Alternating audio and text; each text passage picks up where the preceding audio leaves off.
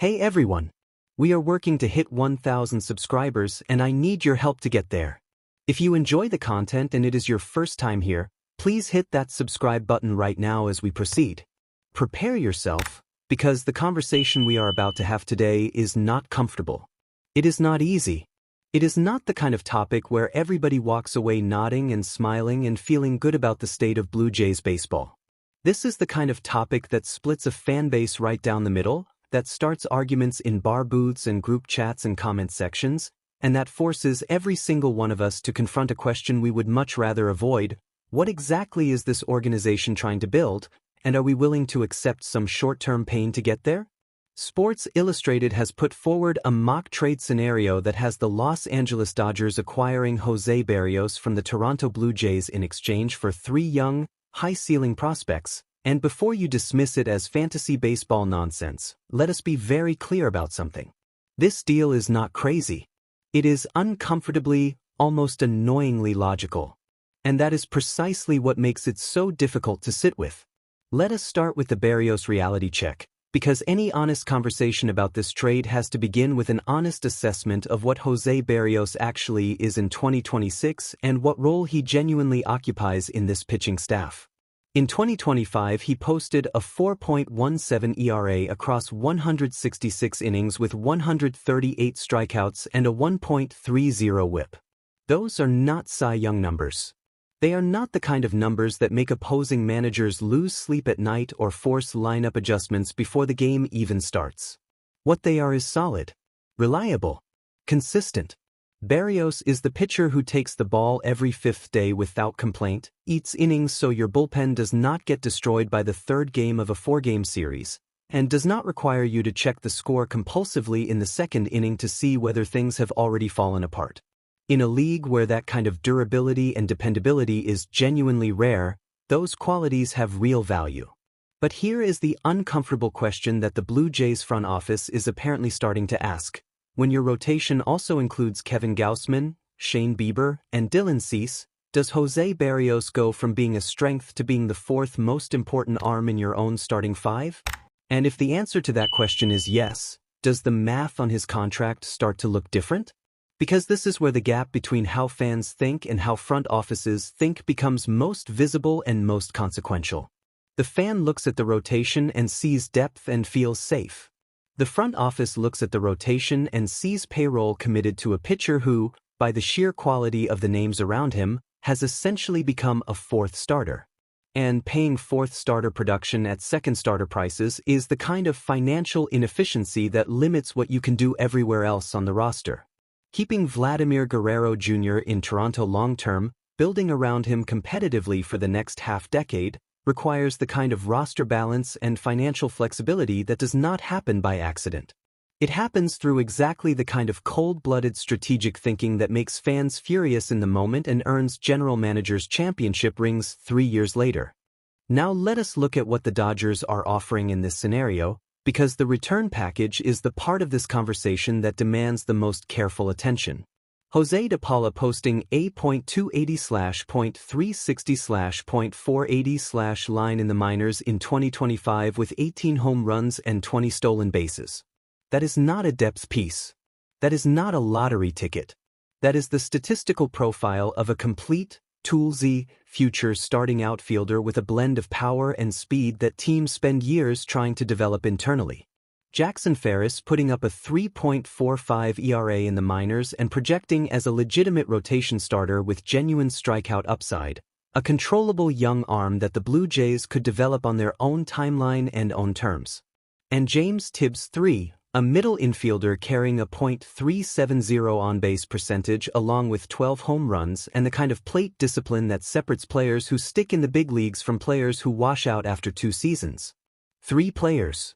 3 different positions, 3 different skill sets, 3 different futures, all of which have the potential to become significant contributors at the major league level for years to come. The honest intellectual exercise here is to hold both realities simultaneously, what you are giving up and what you are getting back, without letting emotion collapse the analysis in either direction. Berios at his current level of production gives you certainty. You know what he is. You know what you are getting every 5th day. The three prospects give you possibility, and possibility is both more exciting and more terrifying than certainty because it can go either way. De Paula might become an all-star outfielder who fills the lineup with energy and production for a decade. Or he might stall out at AAA and never quite make the full transition to Major League pitching. Ferris might develop into the kind of high strikeout starter that Toronto has been trying to manufacture internally for years. Or the velocity might not be there when it matters most.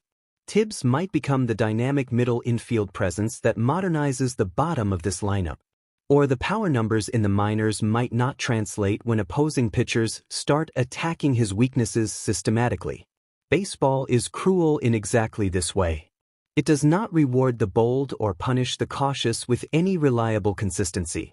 It simply presents calculations and demands you live with the outcomes of the choices you make. The Dodgers' motivation for this deal is actually the clearest and least complicated part of the entire equation. Los Angeles in 2026 has an extraordinary rotation on paper: Blake Snell, Yoshinobu Yamamoto, Tyler Glasnow, and Shohei Ohtani operating under a strict innings limit as a two-way player. That is a genuinely frightening collection of talent. It is also a collection of talent that comes with an almost equally frightening medical history. Snell has dealt with physical instability throughout his career. Glasnow's durability has been a recurring concern for every organization that has employed him.